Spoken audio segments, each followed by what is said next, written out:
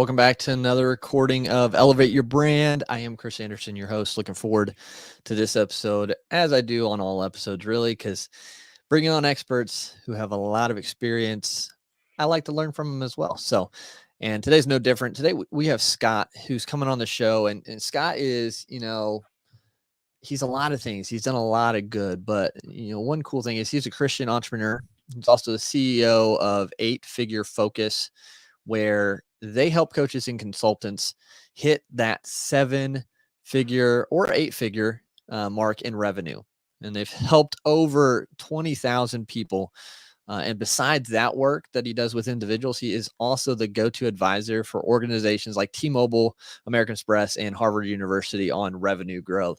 So Scott Ritzheimer, I hope I said that right. Awesome. Welcome to Elevate Your Brand today, man. Thanks, Chris. I'm excited to be here. This will be a lot of fun. Yeah, looking forward to it, and super excited just to learn from you myself, but everyone else should be excited as well. I guess to start, just high level, what got you into doing, scale architects and everything you're doing with consulting and helping business owners? For those who are watching, I look like I'm about 22 years old. So there's like this cognitive dissonance that hits when I say my next sentence. But I've had the opportunity to help start and scale about 20,000 organizations. Been there at the beginning stages for an enormous number of businesses, nonprofits, churches, ministries, the whole gamut, for-profit world, nonprofit world. And so judging by that, I should be about 1,000 years old, but we compressed that into a very, very short period of time with an amazing team that helped me do it. And it was just a tremendous experience. And in the context of growing our own organization, our own business that helped start all of these other businesses, I came face to face with the reality that this same pattern is playing out again and again. Now, I wasn't smart enough to identify what the pattern was. I just knew it was there. And so fast forward, a number of years, my company's stuck, right? We're helping lots of people. We're doing great work. And, proud of what we're doing, but, and technically we're even growing, more people, more revenue, but our profit line's shrinking every single year, and we can't figure out how to fix it. I mean, we're throwing everything at it, reading everything we can read, hiring consultants to come in, doing the whole 9 yards. And, come to find out, we're stuck in this stage called whitewater. And for us, it felt like we were doing everything wrong, even though we used to be doing everything right. Like, what's going on? We're the only ones who have this problem. That was the lie, right? We're the only ones that have this problem. And come to find out, it's just a natural part of a life cycle, which come to find out there is such a thing as a life cycle. And what I found in that experience, very painful experience over probably 5 years, but I discovered a model called the predictable success model that was written by a gentleman who's now my colleague and a dear friend, Les McEwen. And he actually saw the same pattern, and he started naming the different stages that folks go through.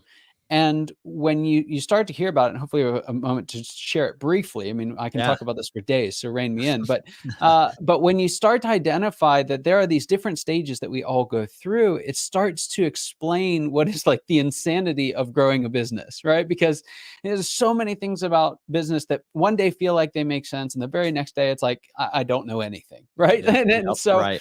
We're in one of those stages, those I don't know anything stages, even though we're a highly successful, nearly $10 million business, and couldn't figure out what was going wrong. But fortunately, Les had figured it out and also had the key to unlocking each of the next stages. And what I discovered through that process is that for each stage, for us in particular, it was stage 3, but the same thing in the early stages for a lot of folks who are listening. It's not about doing the right thing, although that's a huge piece of the puzzle. It's about doing the right things in the right order. Yeah. And we had done a lot of the right stuff. That's why we were successful, but we didn't realize how the game around us was changing. And so we started trying to do things in the wrong order, and it wasn't working. Gotcha. So these life cycles, there's a particular order that you need to follow or that you're in to get to that success level. Am I following right on that? That's exactly right. So let's walk through them very, very quickly, right? For sure. So every business, every nonprofit, every consulting company, every B2B, B2C, your local soccer club, any group of 2 or more, right? I did a podcast on these stages for a marriage, right? Any single group of 2 or more goes through these 7 stages over Okay. time. So the very first stage is early struggle. In the Mm. business world, we're trying to get the thing off the ground. It's the rocket sitting on the launch pad, engines are firing, and it's just shaking, right? Like Yeah. there's Yeah. smoke and flames and noise, and it's just kind of shaking on the launch pad. It's not moved yet. That's early struggle, Okay. for the folks who are there. I assume a lot of them are still in this stage because they're looking for resources like yours to help out. And Mm. and when you're in early struggle, you've got the entrepreneur's smile. You've seen this, right? Oh How's yeah. the business going? And you kind of like, It's great. it's Yeah. great, and then you close the door behind you and you go find a sharp corner and you just start banging your head on it. That's Oh pretty much yeah. what it's like. And we've glorified entrepreneurism, but the reality of it is being a startup is being in early struggle. And so one of the things we say that's not very popular, but very true, is the best startup strategy is to stop being one, right? And you do that by having a ruthless focus on sales and marketing, which is why I love the work that you're doing. Mm. We're going to hopefully talk about this a little bit later, but you don't do it by doing a lot of other things. Right. There's all kinds of should do's in the early that stuff. There's a time for that. We'll talk about that later. What you really have to do is get really good. The language we use is finding a profitable, sustainable market. You Mm. got to find people who are willing to pay enough for what you do for you to have money left over. Very simple, stunningly simple. Very difficult to do, right? Right. And a huge part of why it's difficult to do is because we lose our focus, right? Mm. We take our eye off of that one prize. We try and create the best product in the world. We try and create even the best marketing in the world. We try and do a lot of things that are not a direct line to selling. And when we do, we dramatically increase the chances that we'll fail. Mm. But if we do keep the focus, we find the profitable, sustainable market before cash runs out, right? It's a race Right. against time. It really is. Right. It's just like the rocket on the launch pad and it starts lifting off, and it's slow at first, doesn't really feel like it. It's not like this hard line of all of a sudden, everything's better.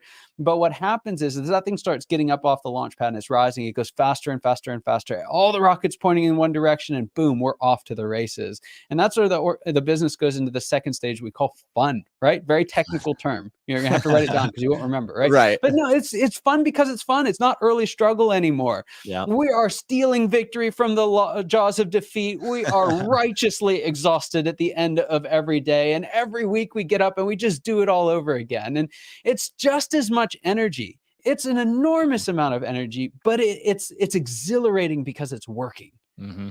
Right? This thing is working.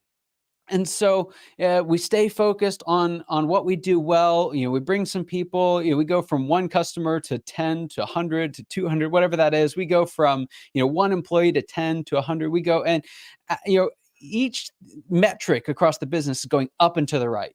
Some organizations are hitting 200% growth, 300% growth, 1,000% growth.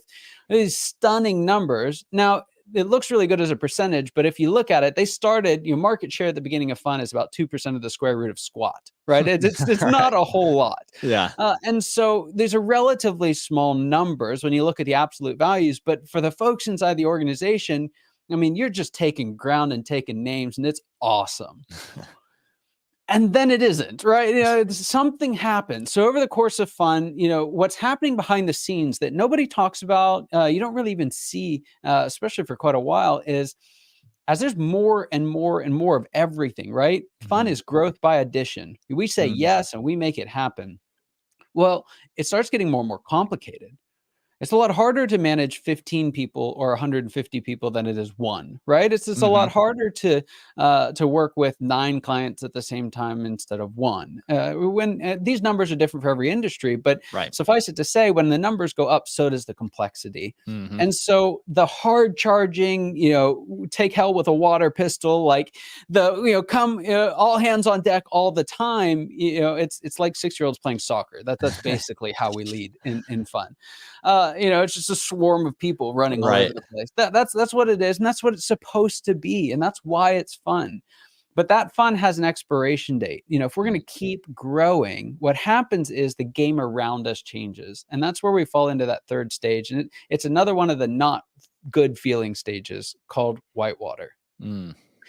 And whitewater is the problem of second stage growth. So if we take our rocket analogy and extend it kind of one stage further here, Mhm. if you listen to rocket launches really closely, you'll hear them talk about this now. But the place in the kind of course of a launch that is the riskiest, right? It's where there's the most pressure, it's the most intense, seems like it should be when it's getting off the launch pad, right? Right. It's using something like 90% of its fuel during that time. But Hmm. in fact, the hardest time is a stage called max Q. Okay. And max Q is just before it breaks free of the atmosphere, but it's hurtling faster and faster and faster. And so the intensity of gravity and air resistance and heat, all of these forces are pushing against you. That's where the rocket is most likely, if it doesn't have integrity, it's where it's most likely to Mm. fail. That's whitewater. Okay. Right? Yeah. It's that place where all of our success has created a pressure and an intensity inside our organization, more even so than outside, right? Because revenue can still be going up. It can look beautiful from the outside, but inside we feel like we've just totally lost our way. Hmm. And what has to happen, you have to overcome complexity with systems and processes. To boil it down, that's fundamentally what it's about. Now, it's Yeah. not just systems and processes at the front line. You'll have some of those. You have enough to stay out of jail and to make sure you at least do a decent job for your customers. We're Right. talking about systematizing and processing the way you make decisions as a leadership team. Mm. Okay. And when you do that, that's what brings us to the fourth stage, predictable success. And predictable success is different from fun in that you're no longer just growing by addition, you can grow by multiplication, right? Mm. That's where you may not have 1,000% growth, but you may have 1,000 times more growth than you had back in fun, right? Because we're working Mm. with much bigger numbers now. An example I like to use is, fun is kind of like you've got a field and you're either making the field bigger or you're getting each acre of the field to produce more. Predictable success is about buying as many fields as you can get your hands on and increasing the yield of every field while you do it. Like it's that, right? That's scaling an organization. It's not Mhm. just fast growth, but it's the ability to really multiply your growth. And you do that through that balance of the system and process and all the ingenuity and creativity that you use to get to where you are today. It's a beautiful thing. But what happens to organizations in predictable success, especially if you've been there for a while, well, what got you out of that last trouble stage? Whitewater. So as you Mhm. bump into more challenges, which, it's not challenge free, you Right. start to think, well, what's the system? What's the process for dealing with that? And if you're not careful, you go too far and the organization becomes over processed. Mm. And when you become over processed, you move into the fifth stage that we call treadmill, right? Okay. It's you just kind of you're doing the thing, you're just kind of spinning, but you're not going anywhere, right? You Mm. you move from kind of like growing to like how can we squeeze the last little bit of market share out, or what's the next checklist that we need? And the organization's at risk for becoming one of those bureaucratic organizations that we set out to beat all those years ago. And if you can catch it, which you can catch it in treadmill, it's a very important stage because you can say, hey, we've gone too far. We Mm. got to pull back, right? There is a little bit of mess that's necessary at any given point in time. Proverb says, where there's no cow, the trough is clean, right? But there much comes by the work of the ox, right? It's just Mm. leading an organization is inherently messy to some degree. And if we try Yep. and eliminate all the mess, we eliminate all the potential as well. True. And that's what's at risk in treadmill. And if we're not careful, if we don't pull it back, if we don't ease up on some of the system and process, if we don't, start pursuing some new, maybe riskier ideas, then the organization falls into the penultimate stage, which we call the big rut. Mm. And the difference between the big rut and treadmill is that you don't recognize something is wrong anymore. Hmm. It feels like we've finally figured it out. You ask a team in the big rut and they're going to say, yeah, we're in predictable success. We finally got rid of all those mess makers, right? And we know what we're doing. But you end up with the DMV, right? Is you end up with, I've been traveling a lot lately, you have these massive airlines. And I remember there's a scene, I think it's from Meet the Fockers, but he's he's standing at the gate. He's the only one there, right? There's not a soul around. And she's like, rows, 1 to 10, and he's row 11, and And he goes up and she looks at it and she gives it right back to him and she's like, please wait your turn, sir. It's that kind of a thing, right? And we have lots of fun with it. But the reality of it is that's the existence for a lot of organizations. And it's just a long, slow slide into irrelevance. And that slide ends in death rattle. And death rattle is, there's some spark at the end of work again, but ultimately it's too little, too late, and the organization is done. And the kind of moral of the story is, one, we're all going through this process. So at any given point in time, you're not off the map, right? You're somewhere on the map. And that's, I remember one time I got lost in a mall. You remember malls, right? You're right. Yeah. I'm old enough to know what a mall is. We'll put it that way. And so in the malls, for the millennials here, you don't know what I'm talking about, but you'd walk in and there's a map right near the entrance on one of the big pillars that kind of tells you where you're at. And so I'm a little kid, 6, 7 years old, and I get lost in a mall. And I still remember the relief that I had when I found one of those maps and it said, you are here. Yep. That's what it's like when you're in one of those difficult stages to know, hey, it's just difficult because it's difficult, right? It's not because you're necessarily doing something wrong. It's just that's the stage of business that you're in. And you don't have to stay there, right? There's something that you can do to get out. And so when I'm working with clients in any stage, the very first thing that we have to do is say, what stage are you in? Right? Because if you're in early struggle, like a lot of your folks may be, or fun, and you hear all this stuff about systems and automation and process and everything, some of that's great, right? Or some of that's really good, but you got to be careful with it because you can just, if you automate something that's not working, right? Like you've not got there yet. The systems and process and automation, all of that works when the thing's working, right? So those are things that typically work much better in late fun, whitewater, predictable success. You've got to be conscious of which strategies you're using and whether or not they're right for your stage. Gotcha. And that's a good obvious point, is to know where we're at, right? And I think sometimes are we ever going to get out of the stage where are we ever going to get to the fun or the whitewater? And with it, I'm curious. So say, maybe we're in fun, maybe we finally made it to that. Maybe we're in whitewater. So what's a good strategy so we don't get to the death rattle? What's the strategy? How do can we stay out of the death rattle, or is it just inevitable for everyone? That's great. Yeah. So it's a great question. The way that you stay out of death rattle is to pay attention to treadmill. Okay. Because if you wait for the big route, it's too late. Right. So the best way that you do it is that you implement systems and processes so long as those are bringing balance to the creativity and initiative in the organization. But you keep a very close eye out. And this is typically larger organizations. It can happen in smaller ones as well. We can talk about that a little bit later. But if you're up over 100, 150 people, you are on treadmill watch all the time. Right. I was just talking to my dad on the phone yesterday, and all of a sudden he said, "Oh, I got a tornado watch or a tornado warning." Right.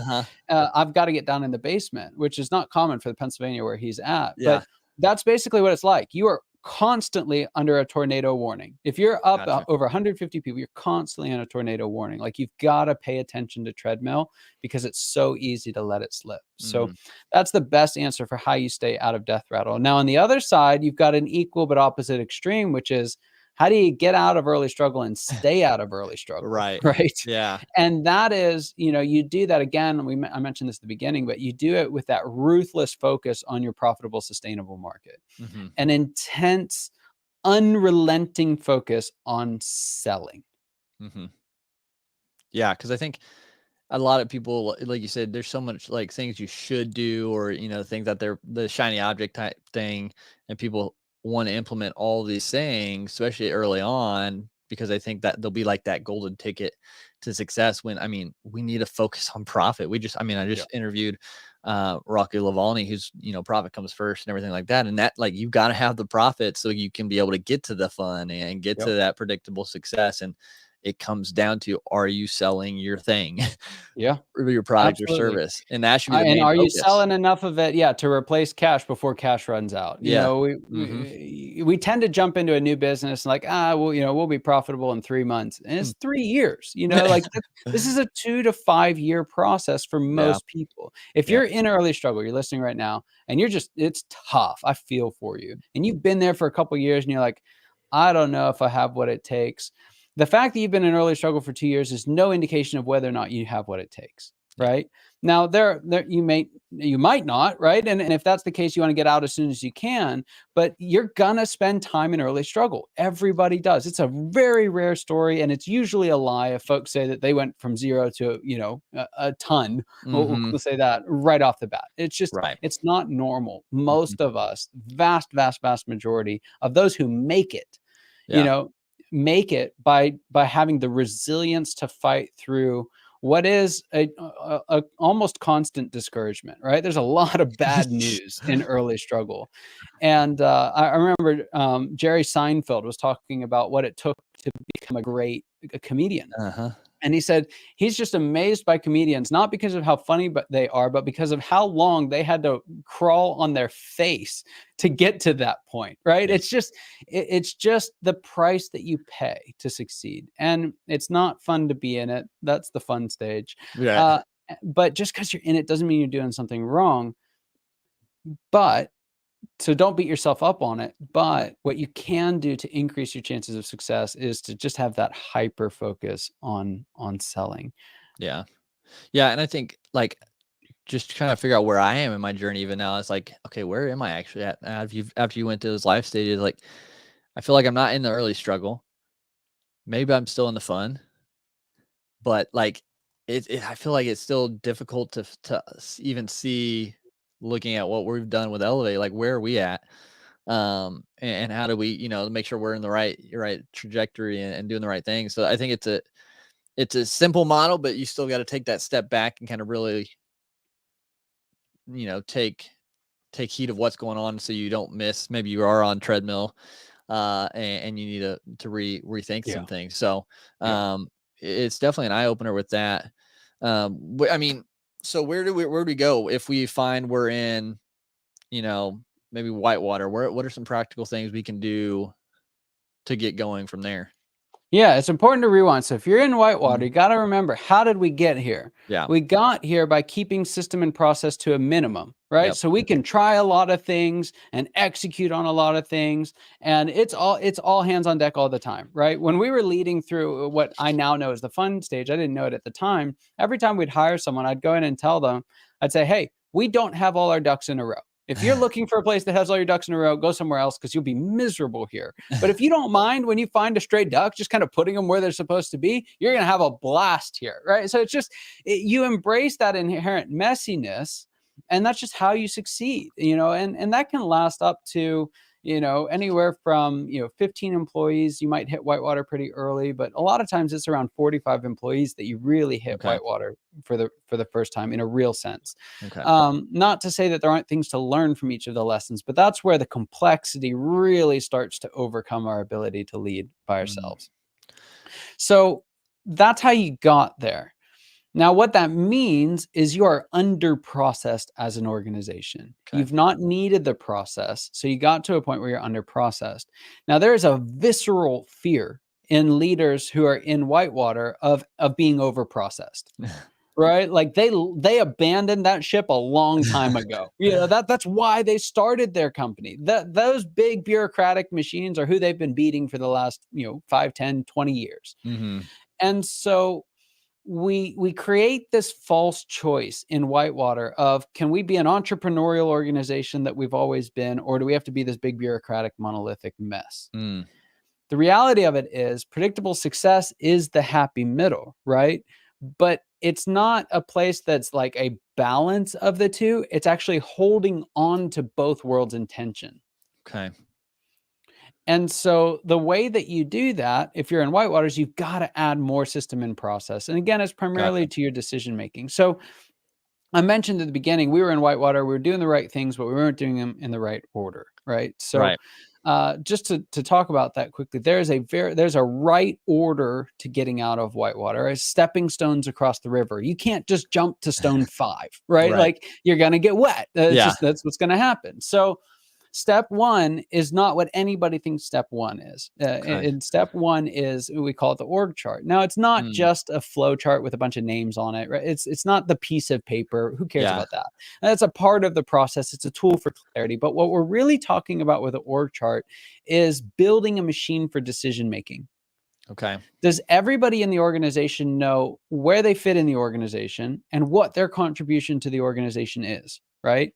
So that they can make decisions either as a team or as individuals that contribute to the clarity and success of the organization as a whole. Gotcha. Because remember, before that, it's all hands on deck all the time. We may have an org chart, but I used to tell folks, hey, your job description, tear it up, right? It was useful for the hiring process. It's irrelevant now, right? Like, and so you probably have those things, but are they real?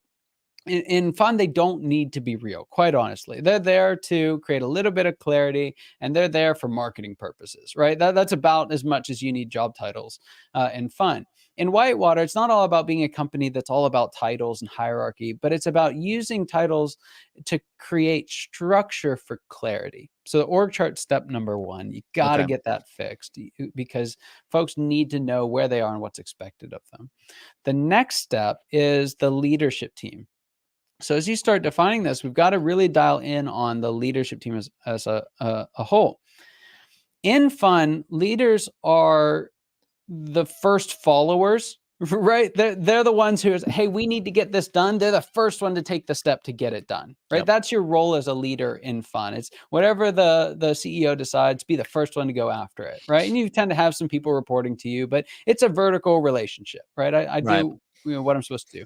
That changes fundamentally in Whitewater. We can't go from just we all report to the boss and do whatever he or she says.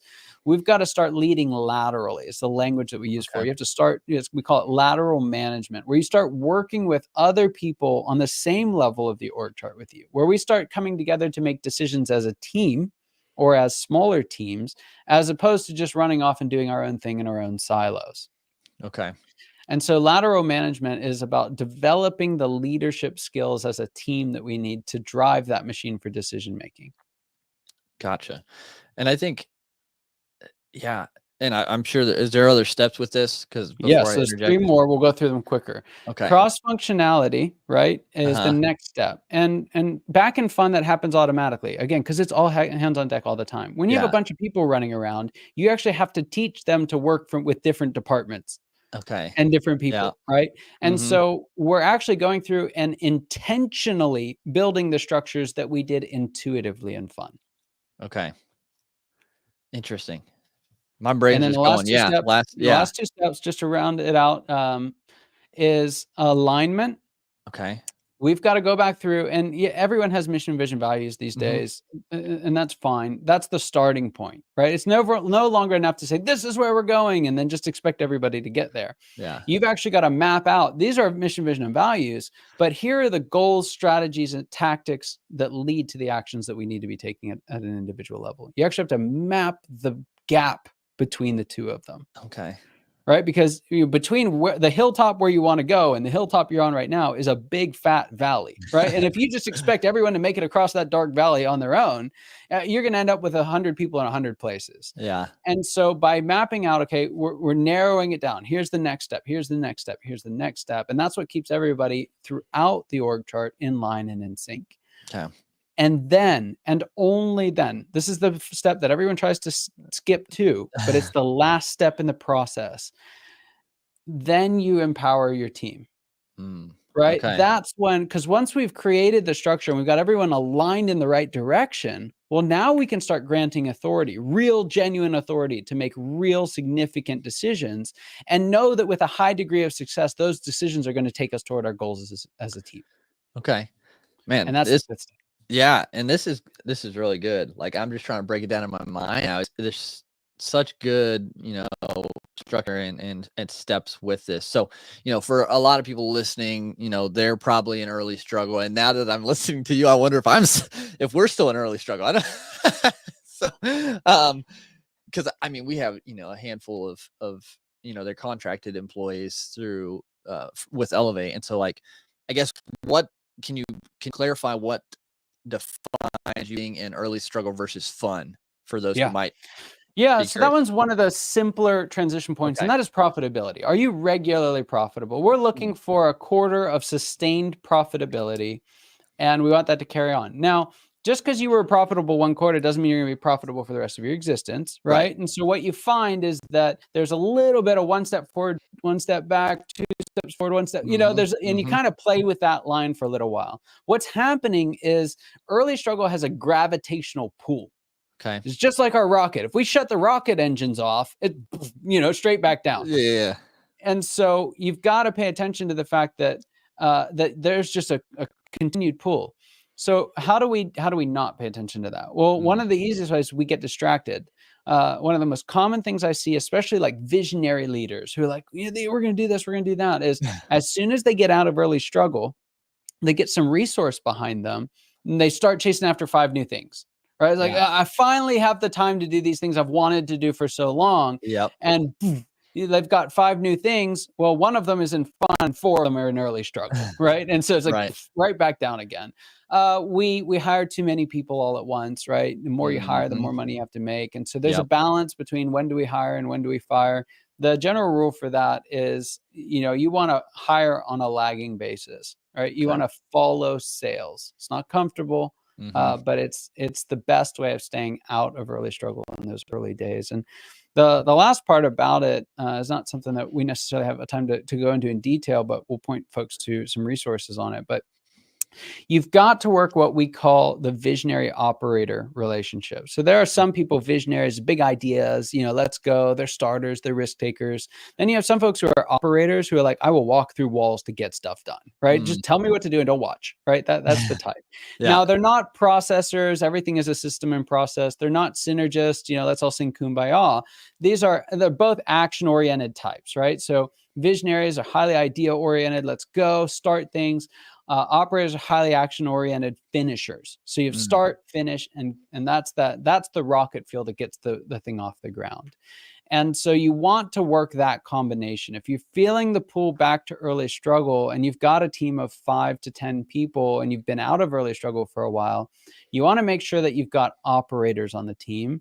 Folks who just naturally want to get stuff done. They're naturally inclined to go out and sell the next thing. They're naturally inclined to knock out 5 more fulfillment orders than the next person, or whatever that is. But you got to work that combination of visionary and a team of operators. Okay, and that's good, and that clarifies that. Which I just still feel like I'm like in the middle between those two stages, but which for me, thinking of that is like, that's exciting because I was just talking to my brother today about it. Was I feel like I've been doing Elevate for like 5 to 10 years. Like, it just feels like it's been that long, but I've only been doing my entrepreneur journey for 2 years, Elevate for just 1. And to get to where we're at now, I'm super thankful and grateful and amazed. But I'm just excited, what's coming forward with it. And it's looking at it from your stages, this predictable success model it's a really interesting and eye-opening kind of way to look at it. And with what you shared about that, like you said, you help, you work with big corporations, big businesses, helping them with their strategies and everything. What though on your journey, what did you do maybe, or something that you remember that's really been a crucial step in elevating your brand, elevating what you've done? Yeah, I think for me, I mean, most of my stuff, and going back to the fact, Christian entrepreneur, my faith is a big part of my work, and I would say that I'm made for whitewater, right? Like I'm made to help people out of whitewater, and there's actually some data to prove that. But suffice it to say, that was the most impactful moment because it touched on my calling as an individual. So fundamentally, I help folks out of whitewater. That's what me and my team of coaches and consultants do. And I help other coaches who are getting people out of whitewater. That's, if you put it in a nutshell, now that everyone knows that language, that's what I do. I'm passionate about helping teams get out of whitewater. And because of that, that pivotal moment for me was really when I realized I was in whitewater and when I discovered how to do the right things in the right order coming out of it. That's huge. And I think it's yeah, I think we can all kind of learn that as we go, like doing it in the right order, I think will help a lot of people.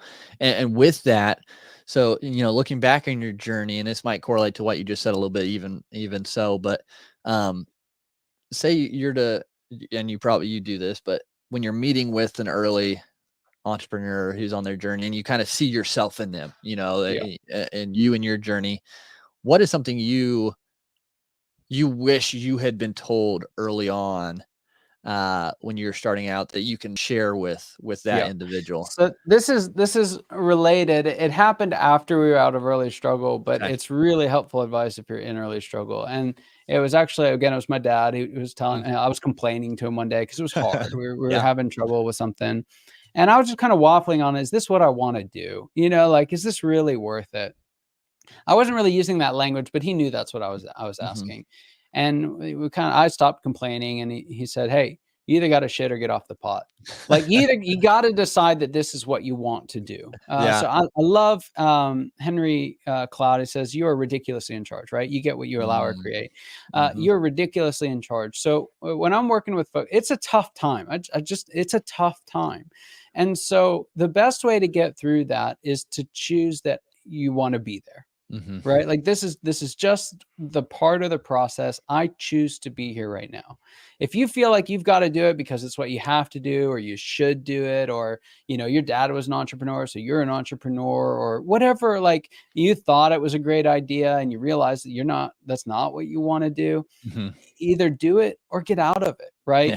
Yep. But it's got to be burn the bridges, let's go, right? Like, you can't live, in both worlds. You've really got to be all in. And when Yeah. you look at those who make it through early struggle, there's some mechanics to that, but fundamentally, they've just decided this is going to happen, and that's it. Yeah. Yeah, that's good. That's really good. And it kind of resonates with my story, and we don't have to dive into it. And some people might have heard of it. I quit my job in 2020 right before pandemic picked up here in Indiana, on faith, because I'm the same as you with my faith and stuff, and just felt called to do it and had no idea what I was doing or what I would do, and really just put all my trust in that, and God showed up, and I keep telling my wife I need to write a book just about how he showed up on the Yeah. process. But yeah, and it was the same thing. I read The Last Arrow, um, and it's a book about a guy who fought cancer basically, and all that. And he tells a story about the general. I think it was the Spartan general, and I can't remember now 100%, but or I can't remember. Anyways, they go to this island and they're outnumbered, and he says, burn the boats, because we're either going to win or we're going to die. And there's no retreat. And so they burnt the boats, and they ended up being victorious because they had no other option. They were going to win or die. And that's kind of like how I felt. Like, I'm burning these ships, Yeah. and we're going to survive, or, whatever comes. And so I think it's a good point, is you've got to make the choice. You can't just be on the sideline. Absolutely. Um, so I appreciate Scott. Thank you so much for being on here, sharing all this great, valuable direction for individuals who are starting their entrepreneurial journey, and just being open to giving that advice. We appreciate that. Where can people, though, connect with you, learn more from you, and maybe get your help in the future? Yeah. So one more reference to my dad, just for Yeah. good measure. I'm a junior, so I Oh, can't cool. answer this question and say just go find Scott Ritzheimer, because as weird a name as that is, I'm not the only one. So so I'm on all the social media platforms except for TikTok, but you can find me on all of those. You can head over to scalearchitects.com. Mhm. www.scalearchitects.com. There's just a mountain of resources there. We've got several hundred videos for the DIYer. We've got a couple of assessments. If you're listening to it saying, hey, what stage am I in? We've got a free assessment that you can use to identify what stage you're in. It's right there on the homepage. If you're wondering what your leadership style is, are you a visionary, are you an operator? There's an assessment for that that's free. It's on that page. So there's just an enormous amount of resource there. It's the best place to go for all of it. And, there's different folks finding this in different places. So we've structured it so there's something for everybody there. It's a terrible marketing strategy, but it's something that we've felt led to do. And it's part of the deal when you're working with all 7 stages. But so scalearchitects.com is absolutely the best place to get started. There's a way to contact us there as well. Anything that you need, you'll find it there. Awesome. Yeah, guys. So check that out. I definitely will be going to take those free resources to figure out leadership style even more and what stage elevates at, because now I'm curious. And so, but again, no, Scott, thank you so much for being on Elevate Your Brand today. Absolutely. It's my pleasure, Chris. Thanks. Thank you. And guys, yeah, if you're listening to this live, if you're watching the replay and you got anything from it, make sure you hit the like button down there on YouTube, share it with somebody else that it can impact and make a difference in, because we can reach more people together by doing that. And then make sure you go subscribe to the show wherever you listen to podcasts so we can continue to get some great guests and information out to you and so you don't miss out. But